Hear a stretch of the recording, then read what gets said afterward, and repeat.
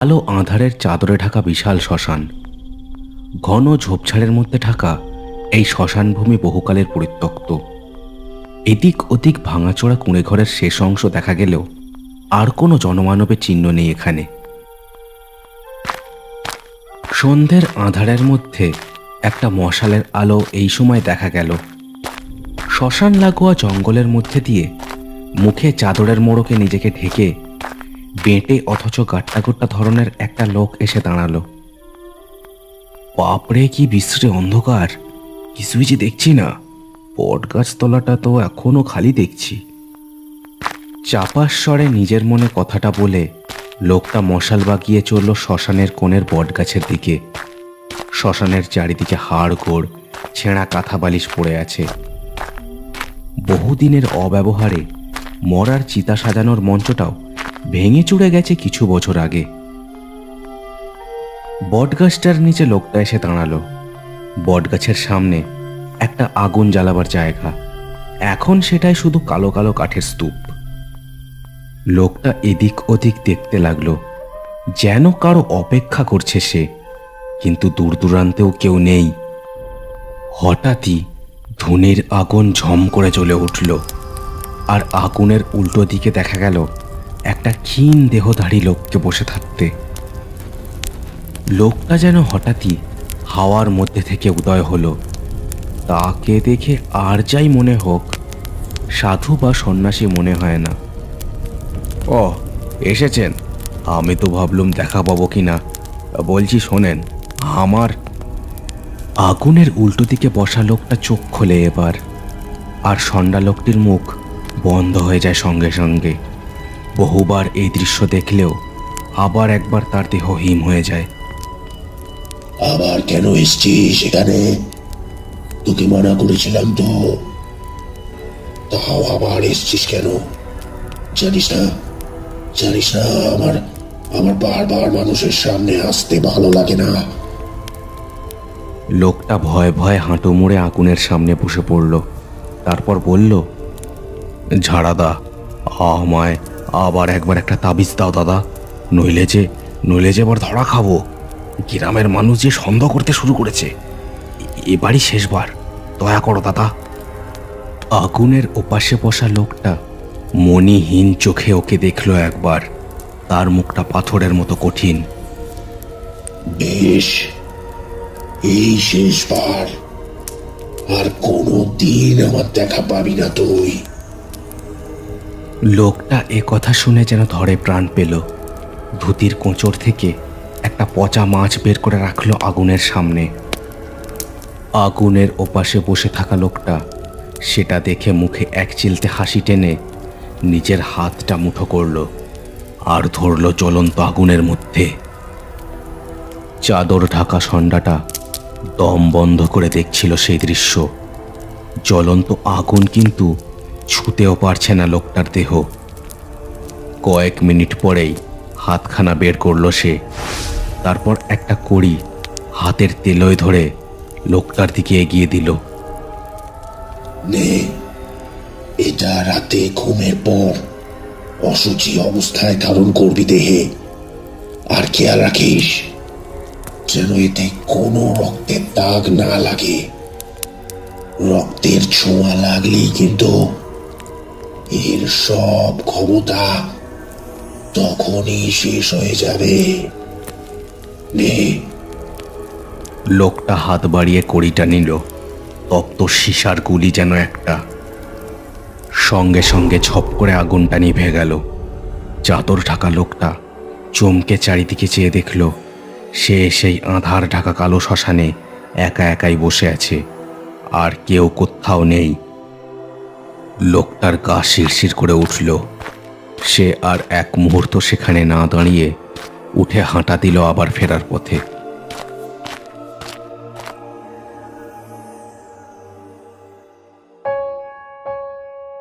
এই বাতাসিকর জায়গাটা মাঝারি একখানা গ্রাম। সাতমুখী নদীর ধারে গড়ে ওঠা এই জনপদ বহু পুরনো এক গঞ্জ। খুব আধুনিক গ্রাম নয় এটা, উল্টে একটু পুরনো সময় আটকে থাকা এক টুকরো অতীত বললে খুব একটা কম বলা হয় না। এই বাতাসি করে বহু সম্ভ্রান্ত মানুষের বসবাস। ধনী চাষির থেকে শুরু করে বড় বড় ব্যবসাদাররাও বহুকাল বাসা করে আছেন এই বাতাসি করে। সকাল হতেই ব্যবসাদার বিনোদ সামন্তর বাড়ি মেলা লোকের ভিড় জমে গেছে। সবাই চাপাস্বরে ফিসফাস করে কথা বলছে। সবার মুখেই চাপা একটা আতঙ্ক। ঘরের দাওয়ায় একটা দেহ শোয়ানো। দেহটা বিনোদ সামন্তেরই। কাল রাতে ঘুমের মধ্যে গলা টিপে কেউ তাকে খুন করেছে। দ্বারকা নলিনীকান্ত হাঁকডাক করছেন ভীষণ। এই ধ্যাড় গ্রামে পোস্টিং পাওয়ার পর থেকেই তার মাথা সর্বদা অকারণে গরম হয়ে থাকে। এই নিয়ে গ্রামে 3 নম্বর খুন হলো। দেখুন, আমি আগেও আপনাদের জিজ্ঞেস করেছি, আবারও জিজ্ঞেস করছি, এই কাণ্ড কে বা কারা ঘটাচ্ছে? আপনারা যদি জানেন তাহলে বলে ফেলুন। বিনোদ সামন্ত সম্ভ্রান্ত গেরস্থ ছিল। বড় ঘর, গোয়াল সব ছিল তার বাড়িতে। তাই গ্রামের অনেক লোক জমায়েত করেছে এখানে। মোড়ল, মাস্টার, হারু জেলে, বেনু মাঝি সবাই ছিল ভিড়ের মধ্যে। মোড়লই তাদের মধ্যে থেকে বলল, স্যার, আপনাকে তো আগেও বলেছি এই কাণ্ড 1-1.5 মাস অন্তর হচ্ছে। আগেও ওই চালের আড়তদার বৈকুণ্ঠ মল্লিক যখন খুন হলো, তখনও আপনি আমাদের জেরা করেছিলেন। তখনও তো এই যে মোড়লবাবু, আমি নলিনী দারোগা। পুলিশের কাজটা কি সেটা আমাকে আপনার থেকে শিখতে হবে না। আর হ্যাঁ শুনুন, আমার তো মনে হয় খুনিকে আপনারা সব নিজেদের ভেতর লুকিয়ে রেখেছেন। কি যে বলেন স্যার, আমরা হলাম ওই গ্রামের অতি সাধারণ মানুষ। আমরা খুনিকে চিনতে পারলে নিজেরাই তাকে পিটিয়ে ছাতু করে তারপর আপনাদের কাছে দিয়ে আসতুম। দ্বারকা নলিনীকান্ত একথায় একটু নরম হলেন। এই গ্রামে এমন অস্বাভাবিক খুন ঘটে যাচ্ছে প্রত্যেক 2-3 মাস ছাড়াই। বেশ, এখন তবে কেউ কিছুই জানে না, তাই তো? ঠিক আছে, কে খুনগুলো করছে সে তো আমি খুঁজে বের করবই। তবে সবাই খুব সাবধানে থাকবে। এই সেপাহী, দেহ মর্গে চালান করার ব্যবস্থা করো। ভিড় করে থাকা গ্রামের লোকেরা সবাই সবার মুখ চাচাই করতে লাগলো। সবার মুখেই ভয়ের প্রবল ছাপ পড়েছে।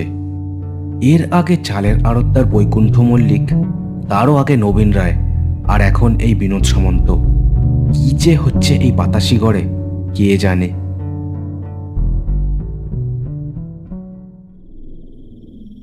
সন্ধ্যের মুখে লালটুর চা তেলে ভাজার দোকানে গ্রামের লোক ধীরে ধীরে জমা হচ্ছে।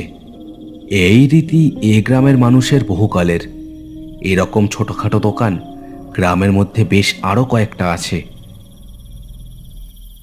গ্রামে কি হচ্ছে কে জানে, 1-1.5 মাস অন্তর একজন করে খুন হচ্ছে। ওহো, কি যে শুরু হলো! এই তোদের এই ব্যাপারে কি মত বল দেখি। উল্টো দিকের বেঞ্চে বসেছিল বেনু মাঝি আর হারু জেলে। দুজনে একসাথেই ভোরবেলা মাছ ধরতে যায়। কি যে বলি কিছুই যে বুঝতে পারছি না গো মোড়ল। যারা খুন হচ্ছে তারা সব গ্রামের নামি দামি লোক। ওই ওই যে বৈকুণ্ঠ মল্লিক মারা যাবার আগে যে মরলো, তিনিও তো ব্যবসা করে মেলা টাকা জমিয়েছিলেন। অবাক কাণ্ড দেখো, খুন হচ্ছে কিন্তু কোনো টাকা পয়সা চুরি হচ্ছে না। হ্যাঁ, এই কথাটা ঠিক বলেছিস হারু। দেখে মনে হচ্ছে যেন শুধু খুন করার জন্য এদেরকে কেউ মারছে। কি জানি এরপর কার কপাল পড়বে। ওদের আড্ডার জায়গা এই দোকানটা খুব একটা পুরনো নয়। লালটু নামের এই লোকটা এই গ্রামে খুব ছেলেবেলায় থাকতো। তারপর শহরে ছিল বহুদিন। এই মাত্র বছর 3 হলো আবার গ্রামে এসে এই দোকানটা খুলেছে। তোমরা সবাই ঠিক কথাই বলেছ, কিন্তু একটা কথা ভাবো, যদি গ্রামের কেউ খুনগুলো করতো তবে সবাই বুঝে যেত না। আর এই গ্রামে অত শক্তিশালী মানুষ কে আছে? বাপ রে, দেখনি আজ ওই ওই বৈকুণ্ঠদার দেহটা, চোখ দুটো একেবারে ঠিকরে বেরিয়ে এসেছিল। বাবা! কথাটা ভুল বলিসনি, তবে তবে দেখ, যেই খুন করুক সে এই গ্রামের আগা পাঁচতলা খুব ভালো করে চেনে। নইলে ভাব, কোন মানুষটা কখন কিরকম, কখন বাড়িতে লোকজন থাকে, কখন থাকে না, সেসব জেনে বুঝে এই কাজ করা কিন্তু অত অত সোজা না। মোড়লের কথা শেষ হতেই দেখা গেল দুজন লোককে। দুজনেই বেশ পয়সাওয়ালা, দেখলেই বোঝা যায়। দুজনে এসে দাঁড়ালো লালটুর চা দোকানের সামনে। নমস্কার মশাইরা, আমরা আসছি আপনাদের পাশের গ্রাম ছাপুইডাঙ্গা থেকে। আমাদের একটা ঠিকানা কি আপনারা বলে দিতে পারবেন? একটা লোককে আমরা বহুদিন ধরে খুঁজছি, অনেক হিসেব তার সঙ্গে মেটানোর আছে। মোড়ল আর বাকি সবাইরা লোক দুটোকে ভালো করে দেখল। দেখে খুব একটা সুবিধের মনে হলো না। বটে, তা এত রেতে কাদের বাড়ি যাবে তোমরা? আর তোমাদের নাম ধাম কি ভাই? তার নাম দিয়ে কি হবে মশাই? আমরা আমরা একটা বিশেষ দরকারে আসছি। বলছি, এখানে এখানে লালটন ঘরামির বাসাটা কোথায় তা বলতে পারবেন আপনারা? লালটন ঘরামি নামটা শুনে লালটু একটু যেন চঞ্চল হয়ে উঠেছিল। লোক দুটোকে দেখেও সে যেন কেমন একটা করে উঠল। কিছু একটা সে বলতেই যাচ্ছিল, তার মাঝেই মোড়ল আবার বলে উঠল, লালটন ঘরামি? না বাবু, এই নামে তো আমরা কাউকে চিনি না। নাম দাম ঠিক জেনে এসেছিলে তো? কিরে হারু, এই বেনু, এই তোরা চিনিস নাকি এই নামের কাউকে? না গো কাকা, এই নামে তো এই গ্রামে কেউ আসে বলে শুনিনি। তবে নিত্যদিন যা লোক এসে জুটতেছে এই গ্রামে, বলা মুশকিল। তা কি দরকার তোমাদের ওই ওই লালটন ঘরামি না কি যেন নাম, তার সাথে? আমাদের বলতে পারো, আমরা যদি কোনো সাহায্য করতে পারি। সে কথা তো কর্তা আমরা আপনাদের বলতে পারবো না। যেগে, এই হারাধন, চলো ওদিকের কোনো চা দোকানে গিয়ে জিজ্ঞেস করি। লোকটাকে হাতের কাছে পেলে বুঝিয়ে দিতাম পয়সা নিয়ে কাজ না করলে কি হয়। চলো চলো চলো। অচেনা লোক দুটো হন হন করে গ্রামের রাস্তার দিকে চলে গেল। চা দোকানের মধ্যে বসে থাকা সবাই এক দৃষ্টে ওদের চলে যাওয়াটা দেখলো। কি ব্যাপার বলো তো কাকা, লালটন ঘরামিটাই বা কে? এ গ্রামে অচেনা লোকের আনাগোনা তো খুব একটা সুবিধের মনে হচ্ছে না। কি জানি, দাঁড়া, সকাল হলে আমি নিজে বরং গিয়ে নলিনী দারোগাকে বলে আসবো ব্যাপারখান। যাই বলো তোমরা, আমার মনে হয় না যে খুন করছে সে এ গ্রামের কেউ। কে জানে। জেগে, এই হারু, এই চল ভাই, এবার বাড়ির দিকে যাই। পথে পথে আবার ওই শ্মশানটাও পেরোতে হবে। ভুলে যাস নে, কাল ভোরবেলা ওই নৌকো নিয়ে বেরোতে হবে কিন্তু আমাদের। হ্যাঁ চলো ও কাকা, আমরা যাচ্ছি, তুমিও গেলে চলো। হ্যাঁ হ্যাঁ বাবারা, চল। ও লালটু, আজ এলাম আমরা বাবা, ঠিক আছে? তুই সাবধানে দোকান বন্ধ করে বাড়ি ফিরিস বাপ, কেমন? এলাম আমরা, হ্যাঁ হ্যাঁ। তিনজনে হাঁটা দিল নিজেদের বাড়ির দিকে। লালটু কোনো কথা না বলে ওদের চলে যাওয়াটা দেখল শুধু এক দৃষ্টে।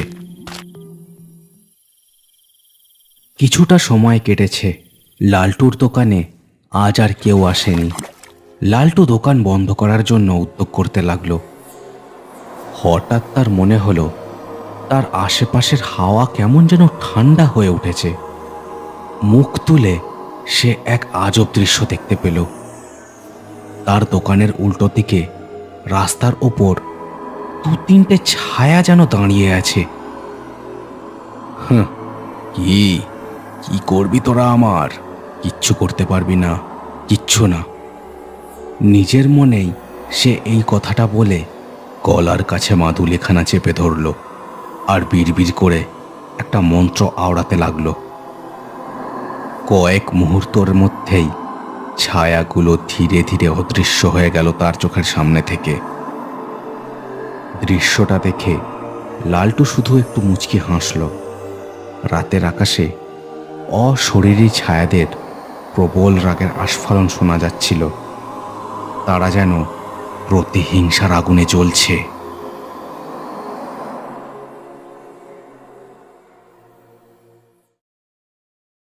রাত অনেক গভীর হয়েছে। গ্রামের দক্ষিণ পাড়ে একখানা মাটির বাড়িতে মিটমিটে আলো দেখা যাচ্ছে।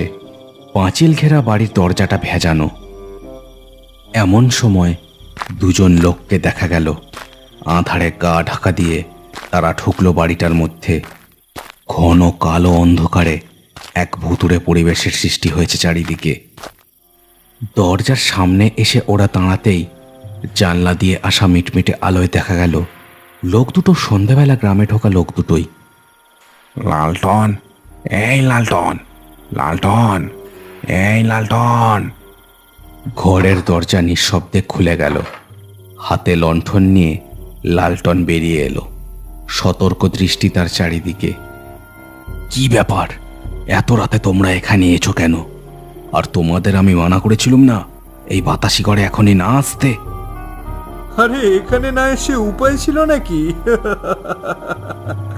তোমার তো কোনো খবরই নেই, এমন কুচকুচ করে মারছো লোকগুলোকে। কি বলবো? আহ, কি হচ্ছে? কেউ শুনে ফেলবে তো। আরে বাপু, খুন করা কি এত সোজা? পরপর ঝপাঝপ লাশ ফেলে দিলে সবাই আমাকেই সন্দেহ করবে না? চালের আড়তদারকে মারার পর মাত্র 1 মাসের মধ্যেই তো ওই ওই ব্যবসাদার বৈকুণ্ঠ মল্লিককে সরিয়ে দিলাম। না না, আর দেরি করা সম্ভব না। কালই তুমি ওই মোড়লটাকে সাবার করো, বুঝলে? এইভাবে যদি সময় পেরোতে থাকে তবে আমরা আমাদের মদের কারখানাটা আর কবে শুরু করব? পাগল হয়ে গেছো নাকি তোমরা? ওই তারকা নলিনীকান্ত আমার ঘাড়টা চেপে ধরবে এবার। এ গ্রামে খুনগুলো হবার পর থেকেই খ্যাপা ষাঁড়ের মতো খুনিকে খুঁজছেন তিনি। হ্যাঁ, সেসব তুমি বুঝে নাও, বুঝলে? আমরা কড়াই গন্ডায় তোমার সব টাকা দিয়ে দিয়েছি। এবার আমাদের মদের কারখানা করার পথে যারা বাধা দেবে তাদের তুমি সরিয়ে দাও। আমরা আর কিছু জানি না, বুঝেছো? বুঝেছি। আমাকে আরো 2-3টে দিন দাও, কিন্তু তোমরা আর এখানে এসো না। আজ দোকানে গিয়ে যা শুরু করেছিলে, এতক্ষণে হয়তো গ্রামের সবাই জেনে গেছে তোমাদের কথা। যত সব, এখন এখান থেকে যাও। একবার আমাদের মদের কারখানাটা খুললে এসব আর কোনো কিছুই কারোর মনে থাকবে না। যাকে আমরা চলি, তুমি 2 দিনের মধ্যেই কাজ মেটাও, বুঝলে? এই মুকুন্দ, চলো। এ কথা বলে লোক দুটো যেমন ছায়ার মতো এসেছিল তেমনি আবার আঁধারে গা ঢাকা দিয়ে বেরিয়ে গেল বাড়িখানা থেকে। লালটুর বাড়ির ধার দিয়ে বাতাসি গড় থেকে বেরোতে গেলে একটা মস্ত বাঁশবাগান পড়ে। আকাশ ছোঁয়া বাঁশ গাছগুলো সেখানে প্রেতের পায়ের মতো দাঁড়িয়ে আছে আজ বহুকাল। লোক দুটো হাতে লণ্ঠন নিয়ে সন্তর্পণে ফিরে যাচ্ছিল নিজেদের গ্রামের দিকে। বেশি সাড়া শব্দ করলেই লোকজনের নজরে পড়ে যাবার ভয় আছে। এই, আমাদের পেছনে কেউ আসছে নাকি বলো তো? পায়ের আওয়াজ পেলাম। কে জানে রে ভাই, আমার তো এই গ্রামে পা দেওয়ার পর থেকে গাটা কেমন ছমছম করছিল। একবার সাতমুখী নদীর ধারে আমাদের মদের কারখানাটা হয়ে যাক, আর থোড়াই এদিকে আসবো। তা যা বলেছিস, এই গ্রামের মাতব্বর লোকগুলো এত তেঁদোর। যদি ভালো কথায় আমাদের কারখানাটা খুলতে দিত তবে লালটুর হাত দিয়ে খুনগুলো করাতে হতো না। তা যা বলেছিস, ও বেটা যে শহরে গিয়ে ভাড়াটে খুনি হয়েছে তা এই গ্রামের লোকে জানলে ওরেই পিটিয়ে মারতো। তবে বেটার এলেম আছে, খালি হাতে কেমন মানুষ মারছে দেখ পটাপট। আর তার বাকি কথাগুলো গলার মধ্যেই আটকে গেল, কারণ তাদের সামনে পথ আটকে দাঁড়িয়ে আছে একটা ছায়া মূর্তি। ও হারাধন, পিছনে দেখ। দ্বিতীয় লোকটা ঝপ করে পিছন ফিরে দেখলো আরও একটা ছায়া রাস্তা আটকে দাঁড়িয়ে আছে সেখানেও। কারা এরা? হে সাবধান, আমাদের কাছে ছোড়া আছে কিন্তু, সাবধান। হঠাৎ বাঁশ ঝাড়ের মাথায় কটকট শব্দ শুনে দুজনে ওপরের দিকে তাকালো। দেখলো আরো একটা ছায়া বাঁশ ঝাড় থেকে ঠিক উল্টো হয়ে তাদের দিকে তাকিয়ে ঝুলছে। হঠাৎই সেই কালো ছায়াটা লাফ দিয়ে এসে পড়লো ওদের ওপর। অন্য ছায়া দুটো যোগ দিল তার সাথে। বিকট দুটো চিৎকারে কেঁপে উঠল বাঁশ ঝাড়ের মধ্যেটা। মিনিট কয়েকের মধ্যেই অবশ্য সেই চিৎকারগুলো মিলিয়ে গেল বাতাসের মধ্যে।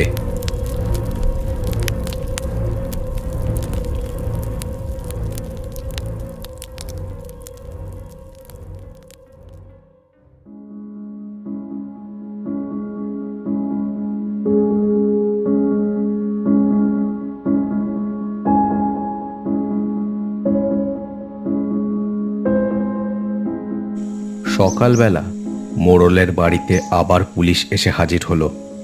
এত সকালে পুলিশ দেখে মোড়ল বাইরে এসে দাঁড়ালো। গ্রামের আর কোনো লোক সেখানে তখন ছিল না। মোড়ল ঘাবড়ে গিয়ে জিজ্ঞেস করলো দারোগা নলিনীকান্তকে। কি ব্যাপার দারোগা বাবু, এত সকালে এখানে? আবার কি কারোর কিছু হলো নাকি? আগে হ্যাঁ, বাঁশবাগানে দুটো লোকের দেহ পেয়েছি আমরা, সেজন্য এখানে আসা। আপনি গ্রামের মোড়ল, কি ঘটছে গ্রামে তা তো আপনার থেকে ভালো আর কে জানে। কি কি বলছেন দারোগা বাবু? আরো দুটো লাশ? হে ভগবান, হে ভগবান, কি ঘটছে এই বাতাসি গড়ে? কারা কারা খুন হলো দারোগা বাবু? কারা খুন হলো? নলিনীকান্ত একটু সন্দেহের চোখে দেখল মোড়লকে, তারপর বলল, এ গ্রামের কেউ নয়, ভিন গ্রামের লোক, বুঝলেন? আপনাকে একটা কথা বলছি, এ কথাগুলো পাঁচ কান করবেন না। আর যদি এ ব্যাপারে কিছু জানা থাকে তো তাহলে সেটাও বলুন। হ্যাঁ হ্যাঁ হ্যাঁ, মনে পড়েছে মনে পড়েছে। ইস ইস, কাল আধারে লোক দুটোর মুখ দেখে চিনতে পারিনি। দারোগা বাবু, কাল সন্ধেবেলা ওই দুজন লোক এই গ্রামে লালটন ঘরামি নামের কাউকে খুঁজতে এসেছিল বটে। আর দারোগা বাবু, লোক দুটোকে আমি আমি চিনতুম। প্রায় বছর খানেক আগে এই সাতমুখী তারে ওরা একখানা মদ কারখানা বানাতে চেয়েছিল। আমরা গ্রামের মাতব্বররা, মানে বড় ব্যবসাদার বৈকুণ্ঠ, তারপর নলিনী, আরো দু একজন মিলে বাধা দিয়েছিলাম। কি কাণ্ড! তার কয়েকদিন পর থেকেই তো এক এক করে তিনজন খুন হলো। মোড়লের মুখে এক টানা কথাগুলো শুনে দারোগা বাবু যেন কিছু একটা বুঝতে পারলেন। তাড়াতাড়ি বলে উঠলেন, বুঝেছি। শুনুন মোড়ল বাবু, আপনি একটু সাবধানে থাকবেন। আমি খুঁজে দেখছি এই লালটন ঘরামিটাকে। হে সেপাহি, চলো। মোড়ল হতবাক হয়ে দাঁড়িয়ে থাকলো। দারোগা বাবু আর সিপাহীরা চলে গেল। মোড়ল কি করা যায় সেটাই ভাবতে লাগলো এক মনে।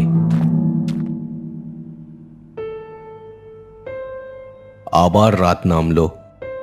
আজ রাতটা যেন আরো ঘন কালো। কোনো অঘটন ঘটার জন্য যেন অপেক্ষা করছে বাতাসি গড়। লালটুর চা তেলে ভাজার দোকান আজ বন্ধ। হাড়ু, বেনু আর মোড়ল সন্ধে হতেই দোকানে এসে দেখে তার কোনো চিহ্ন নেই কোথাও। এই কি ব্যাপার বলতো? লালটুর কি হলো আজকে? দোকান খুলেনি কেন আজ? কি জানি, ঘুষ। লালটুর তেলে ভাজা চা ছাড়া সন্ধেটা জমে না। ও কাকা, কি করবে, বসবে নাকি একটু? মোড়ল কেমন যেন অন্যমনস্কভাবে কিছু একটা ভাবছিল। কি একটা আশঙ্কা হচ্ছে তার। ওদের কথায় চমকে উঠে বলল, না, আজ আর বসবো না, মন মেজাজ ভালো লাগছে না রে। শোন, তোরা তোরা বাড়ি যা, আমি একবার ওই লালটুর বাড়ি যাব। কথাখানা বলেই ওদের দুজনের দিকে আর একবারও না তাকিয়ে মোড়ল হন হন করে হাঁটা দিল গ্রামের পথ ধরে। লালটুর বাড়ি পৌঁছতে গেলে লম্বা বাঁশবাগানটাকে আড়াআড়িভাবে পেরোতে হয়। আজ বাঁশবাগানটাও কেমন যেন গা ছমছমে হয়ে আছে। মোড়ল তাড়াতাড়ি পা চালিয়ে বাঁশবাগানখানা পেরোতে চায়। লালটান ঘরামি আর লালটু যে একই লোক এতক্ষণে তা বুঝে গেছে সে। ব্যাটাকে সামনাসামনি দাঁড়িয়ে একটা শিক্ষা দিতে চায় মোড়ল। বুড়ো হয়ে গেলেও সে অক্ষম নয়। হঠাৎ তার মনে হলো বাঁশ ঝাড়ের মধ্যে থেকে কেউ যেন তাকে লক্ষ্য করছে। দুটো পা আঠার মতো আটকে গেল তার মাটির সাথে। এই কে রে? কে বাঁচারে? হারু নাকি নাকি বেনু রে? এই বেরিয়ে আয় বলছি। তার এক ডাকেই কাজ হলো। বাঁশের আড়াল থেকে চাদর ঢাকা অবস্থায় বেরিয়ে এলো কাঁটা কোট্টা একটা লোক। মুখ থেকে কাপড়টা সরা হারামজাদা। লালটু, তুই এই খুনগুলো করছিস? আমি আমি আমি আমি সব বুঝে গেছি। আমি সব বুঝে গেছি। আমি সব বুঝে গেছি। লালটু বুঝল এই বুড়োটা সব জানে। এক টানে চাদরটা সরিয়ে ফেলল সে। তার হাতে ছিল একটা লম্বা ধারালো ছুরি। মোড়লের হাতের আলোতে ঝকঝক করে উঠল সেটা। এতই যখন বুঝে গেছিস বুড়ো, তবে তবে এবার মর। কথাটা বলেই লালটু মাথার ওপর ছুরিখানা তুলে তেড়ে এলো তার দিকে। কিন্তু হঠাৎই আঁধারে একটা মস্ত পাথরে পা বেঁধে দড়াম করে আছড়ে পড়ল লালটু। নিজেকে আবার সামলে নিয়ে সে উঠে দাঁড়াতেই মোড়লের চোখে পড়ল লালটুর গালটা কেটে গেছে আর ঝরঝর করে রক্ত পড়ছে। লালটু লালটু লালটু লালটু, বাপ বাপ শুন, আমার কথাটা একবার শুন। চল আমার সাথে বাবা, চল। দারোগা বাবুকে সব বললে তিনি তিনি তিনি তিনি নিশ্চয়ই কিছু।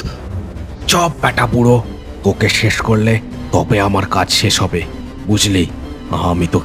আমি তোকে প্রবল একটা খ্যাক খ্যাকে হাসির শব্দে বাঁশবাগানটা ভরে উঠল। লালটুর মুখের কথাটা মুখেই থেকে গেল। লালটু আর মোড়ল ভয়ে ভয়ে চারিদিকে তাকিয়ে দেখল তিনটে ছায়া মূর্তি বাঁশ ঝাড়ের আড়াল থেকে বাতাসে ভেসে বেরিয়ে এসেছে। তাদের মুখ থেকেই হাসিগুলো ভেসে আসছে। কনকনে ঠান্ডা বাতাসে গা শিরশির করে উঠল তাদের। তোরা আমার কোনো ক্ষতি করতে পারবি না। তোদের তিনজনকে আমি আগেই সরিয়ে দিয়েছি। এবার এই মোড়লটাকেও সাবার করব। আমার কাছে ঝাড়াগুনিনের মাদলি আছে, কিচ্ছু করতে পারবি না তোরা। এ কথা বলে নিজের বুকে হাত দিয়েই লালটুর দম বন্ধ হয়ে গেল। ওর রক্তে মাখামাখি হয়ে গেছে গলার মাদুলিটা। এমন সময় একটা ছায়া মূর্তি দু হাতে প্রবল জোরে সাঁড়াশির মতো চেপে ধরল লালটুর গলাটা। জলের বাইরে নিয়ে আসা মাছের মতো খাবি খেল লালটু খানিকক্ষণ, আর তারপরেই চোখ দুটো উল্টে গেল তার। কোঁক করে একটা শব্দ করে তার ভবলীলা সাঙ্গ হয়ে গেল। বাতাসের ভারী ভাবখানা ধীরে ধীরে কেটে গেল। মোড়ল ভয়ে কাঠ হয়ে দাঁড়িয়েছিল। কোথা দিয়ে যে কি ঘটে গেল কিছুই বুঝতে পারল না সে। গ্রামের তিন মাতব্বরের ছায়াগুলো ধীরে ধীরে বাতাসে মিলিয়ে গেল। দীর্ঘ নিঃশ্বাসের শব্দে ভরে উঠল বাঁশবাগানখানা। মোড়ল আর সেখানে না দাঁড়িয়ে দ্রুত পায়ে চলল থানার দিকে। নলিনীকান্ত দারোগাকে একটা খবর দেওয়া দরকার।